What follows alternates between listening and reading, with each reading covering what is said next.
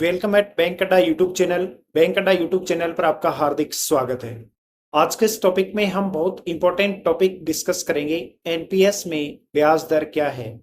NPS यानी कि national pension scheme. NPS में कितने परसेंट रिटर्न मिलता है, कितने परसेंट ब्याज मिलता है और एनपीएस में निवेश करने के क्या क्या फायदे हैं, किस प्रकार से आप एनपीएस में निवेश कर सकते हैं, एनपीएस में निवेश करने का क्राइटेरिया क्या है, अर्थात कम से कम आप कितने पैसे से एनपीएस में निवेश अपना शुरू कर सकते हैं। नेशनल पेंशन स्कीम भारत सरकार की एक बहुत ही बेस्ट स्कीम है इन्वेस्टमेंट की। इसमें निवेश करके आप अन्य स्कीम की बजाय बहुत अच्छा रिटर्न यहां से हासिल कर सकते हैं। अभी तक की एनपीएस की रिटर्न की यदि हम बात करें तो बहुत अच्छा रिटर्न दिया है एनपीएस ने। एनपीएस की जो इंटरेस्ट रेट है ये अन्य जो सेविंग प्लान है उनके बजाय बहुत ही बेस्ट है। यदि आपको भी एनपीएस में निवेश करना है या आपने एनपीएस में निवेश कर रखा है तो आपके लिए ये जानना बहुत जरूरी है कि आपका जो फंड है, आपका जो पोर्टफोलियो है, उसमें आपको कितना परसेंट रिटर्न मिल रहा है, रिटर्न आपके अनुकूल है या नहीं, यानी कि आपके इन्वेस्टमेंट के अकॉर्डिंग आपको रिटर्न मिल पा रहा है या नहीं। कई बार क्या होता है कि हम इन्वेस्टमेंट तो कर देते हैं लेकिन हम अपने पोर्टफोलियो को चेक नहीं करने के कारण हम ये नहीं जान पाते कि हमारे पोर्टफोलियो में हमारे इन्वेस्टमेंट के ऊपर हमें कितना ब्याज मिला है। इसलिए आप हमेशा अपने इन्वेस्टमेंट को, अपने पोर्टफोलियो को हमेशा चेक करते रहें, जिससे आपको पता लगेगा कि आपको कितना परसेंट रिटर्न मिला है। शेयर बाजार में तेजी के कारण नेशनल पेंशन सिस्टम यानी कि एनपीएस की इक्विटी स्कीम ने पिछले एक साल में निवेशकों को लार्ज कैप म्यूचुअल फंड से भी अधिक रिटर्न दिया है।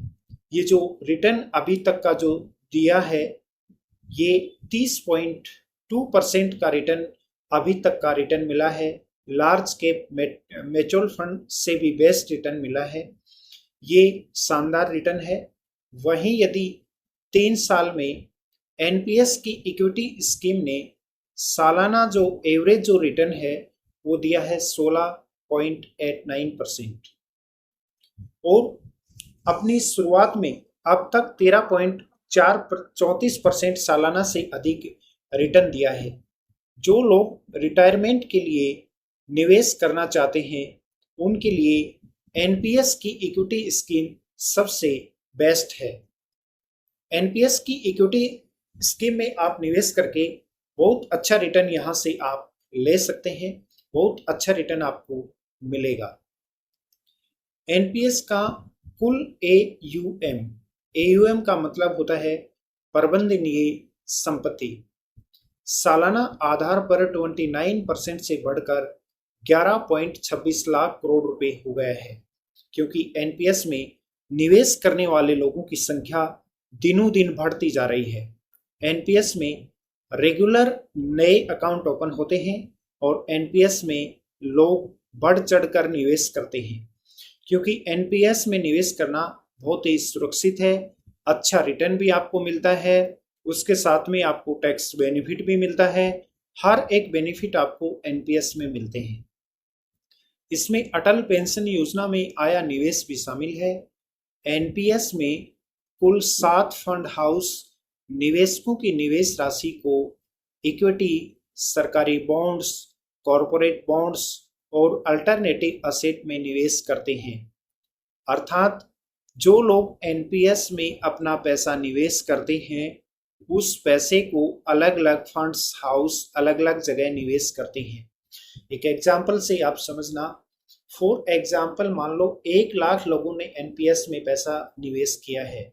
उन 1 लाख लोगों के पैसे को निवेश करने का काम फंड मैनेजमेंट का होगा। फंड मैनेजमेंट उस फंड्स को अलग अलग जगह पैसा निवेश करेंगे। मान लो एक एग्जाम्पल के माध्यम से कि 1 करोड़ रुपया एनपीएस में निवेश हुआ। फंड मैनेजर उस 1 करोड़ रुपए को अलग अलग डाइवर्सिफाई करके निवेश करते हैं। कुछ पैसा इक्विटी में निवेश होगा, कुछ पैसा गवर्नमेंट बॉन्ड्स में निवेश होगा, तो कुछ पैसा डेट फंड में निवेश होगा, जिससे जो इन्वेस्टर हैं उनको अच्छा रिटर्न मिल पाए। क्योंकि जब आपके पैसे को डाइवर्सिफाई करके निवेश किया जाता है तो वहां पर आपको रिटर्न अच्छा मिलता है।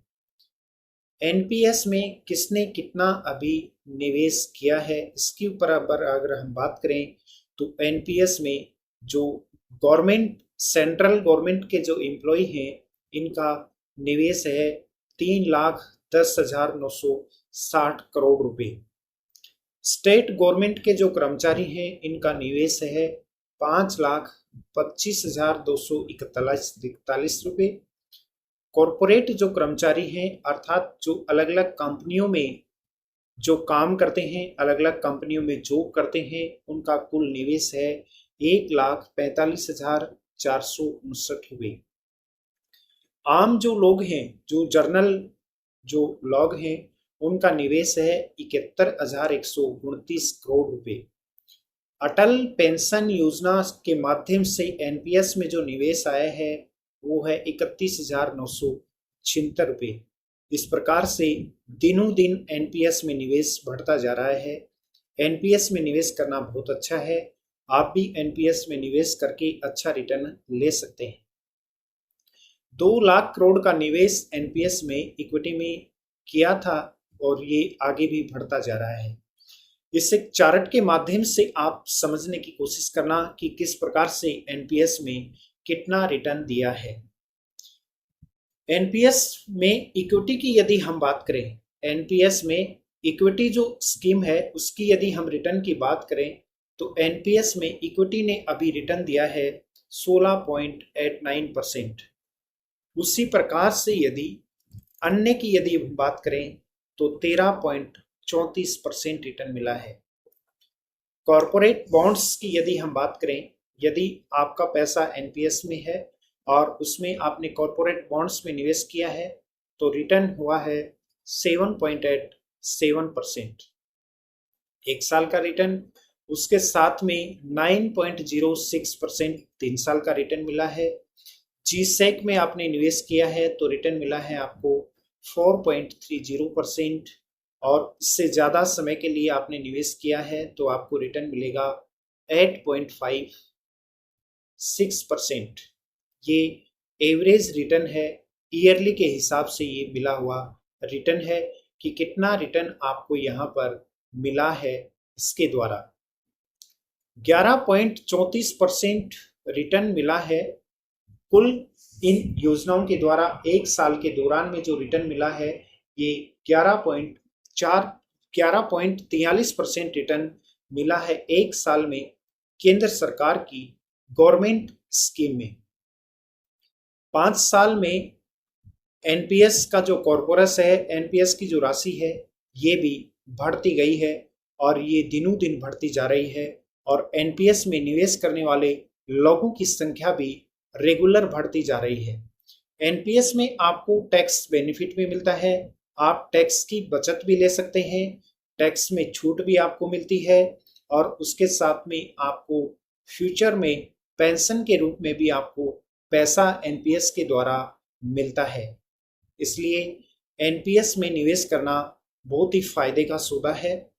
एनपीएस में जिनकी उम्र 18 साल से है वो लोग स्टार्ट कर सकते हैं और एनपीएस में आपको पैसा जो है ये 60% आपका पैसा आप पेंशन के दौरान में, पेंशन रिटायरमेंट जब आप हो जाएंगे तब आप विड्रॉल कर सकते हैं। बाकी के पैसे की आपको पेंशन के रूप में आपको मिलेंगे। 40% जो पैसा आपका बाकी रहेगा ये आपको पेंशन के रूप में मिलते हैं। ये था आज का अपना बहुत इंपॉर्टेंट टॉपिक एनपीएस के बारे में। एनपीएस से जुड़ी हुई कोई भी जानकारी आपको चाहिए तो आप हमारी प्लेलिस्ट में जाके एनपीएस के बारे में अधिक जानकारी प्राप्त कर सकते हैं।